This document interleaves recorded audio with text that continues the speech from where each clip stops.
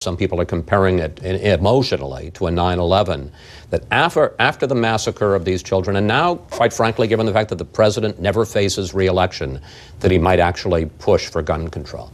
I think this is a tipping point. Bill, let's look at this from the Republican point of view. Should Republicans change or modify their strong opposition to gun control, especially, not the right to bear arms, but especially on this question of these weapons of mass destruction? You know, as I say, the handgun that could fire 5 bullets in a second, the magazines, 100 rounds.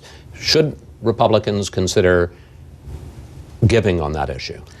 I think Republicans and everyone else should take a serious look at what might work. And I think the Speaker could well ask the Republican chairman of the Judiciary Committee to hold hearings, but hold serious hearings about what would work. Don't do something symbolic like the assault weapons ban, which did no good and made everyone feel good and ended up evaporating and couldn't be sustained even in a Democratic, wasn't restored when the Democrats controlled everything in 2009, 2010.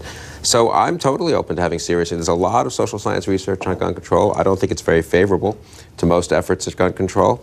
And I think, but everything has to be on the table too. Is it sensible to have gun-free zones? Maybe elementary school, maybe the money would be better spent having security guards than having, you know, new background checks in a case where the purchaser of the guns in this case passed background checks. Connecticut's a pretty liberal state. I believe the Democratic Party controls all the branches of government in Connecticut. They chose not to ban the things we're talking about, I guess, right? They could have, couldn't they? State laws are useless. I mean, you can order things online now. I mean, it's sort of, you have to look at in this case, buy them in the state. In this case, so I'm just saying, let's have an honest debate. Let's have a debate about privacy laws and mental health.